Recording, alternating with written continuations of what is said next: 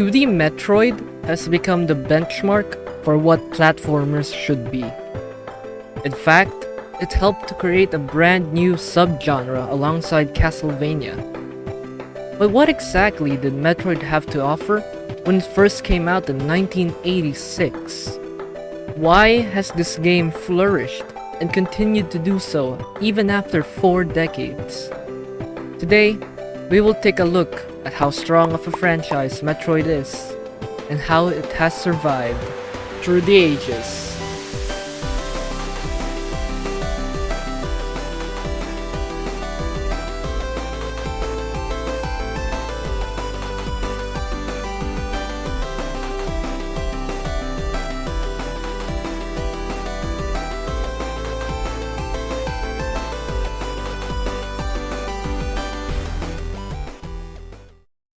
So what is Metroid? Imagine you're a space bounty hunter, armed with a powerful suit of armor that lets you shoot lasers and missiles. Your mission is to explore a dangerous alien world filled with strange creatures, hidden secrets, and powerful bosses. But this isn't your typical side-scrolling adventure game. In Metroid, you have the freedom to explore the entire game world in any order you want. You'll have to use your wits and skills to find hidden upgrades and power-ups that will help you take on tougher enemies and reach new areas. With a daunting atmosphere, amazing soundtrack, and plenty of surprises along the way, Metroid is a timeless classic that has captivated gamers for years. Alongside the development of Metroid came Castlevania, and these two merged into a genre known as Metroidvania.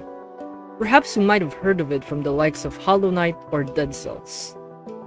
So, why did Metroid stand the test of time, even after 4 decades?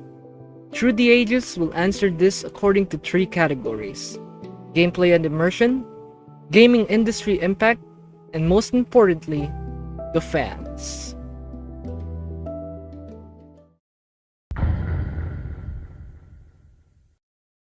Metroid introduced several innovative gameplay mechanics that were ahead of its time, such as the ability to explore an interconnected world and the use of power-ups to enhance the player's abilities. The idea of obtaining power-ups while blasting through hordes of alien species gave a certain itch at the back of the brains of the players back then.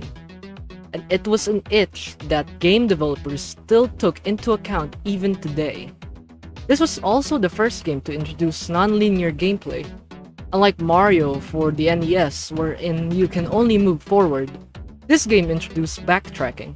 Its gameplay is, without a doubt, revolutionary for its time. The game's immersive world building, including its atmospheric music, detailed environments, and hidden secrets. The way the game builds up tension in Metroid Fusion when it introduces the SAX for the first time.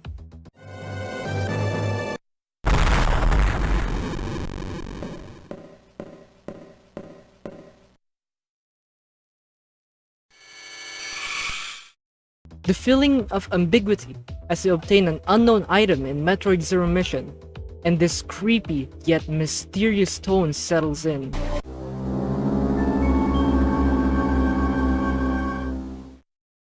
The amazing soundtrack of Lower Norfair in Super Metroid,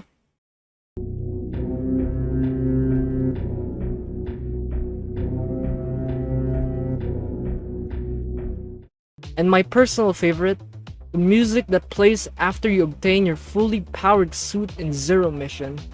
It still makes me feel like a kid to this day.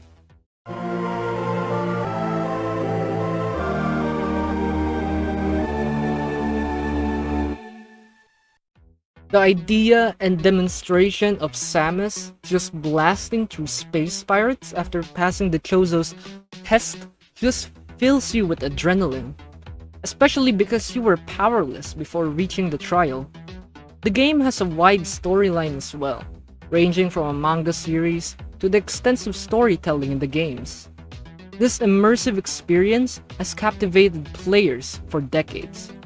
Sure, because of its gameplay and the immersion it provides, It has captured the hearts of many. But what did it do to the gaming industry itself to survive through the ages? Metroid spawned an entire wave of games that are highly similar to its gameplay. We're talking Hollow Knight, Rain World, Dead Cells, Ori and the Blind Forest, and so much more. It is an understatement to say how big this game has impacted the gaming community. With the release of the titles mentioned, and the eventual release of Metroid 5, which I will talk about as well, you can certainly see how impactful this game was. Did I ever mention that these games were a success as well? They have been praised as one of the best games to get started in the Metroidvania subgenre. Let's not forget the protagonist herself, Samus Aran. She appeared in Smash Brawl, Smash 4, Smash Ultimate, and many other cameos in other Nintendo games. She is Nintendo's poster girl. This spawned so much fan art and highly questionable things in the internet. I guess it's safe to say that they love her. It had such a big impact on the community that it was included in the World Video Game Hall of Fame back in 2019. And with its comeback to the industry, was nominated as Game of the Year back in 2021. It's influenced gaming itself by literally spawning a new subgenre, the absurd influence of Samus herself, and the reception from the gaming community has definitely proven itself as a survivor through the ages. Mind you, Metroid was never that popular.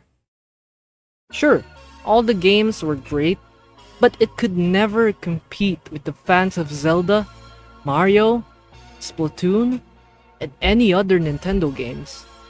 Nintendo never gave it too much attention apart from Dark Samus and Samus being included in the Smash games. It rotted, so much so that a game teased back in 2005 in the Prime games never came out.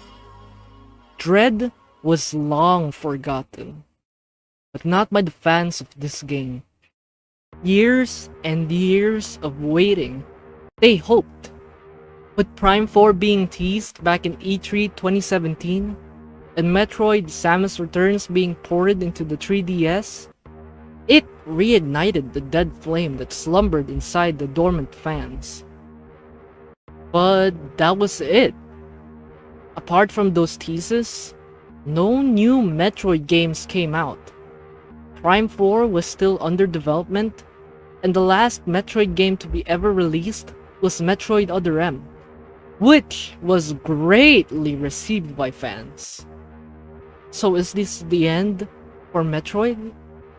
Is this the end for the fans who believed Metroid would make a comeback? Well, to answer that question, let's take a look back at the Direct Showcase back in E3 2021.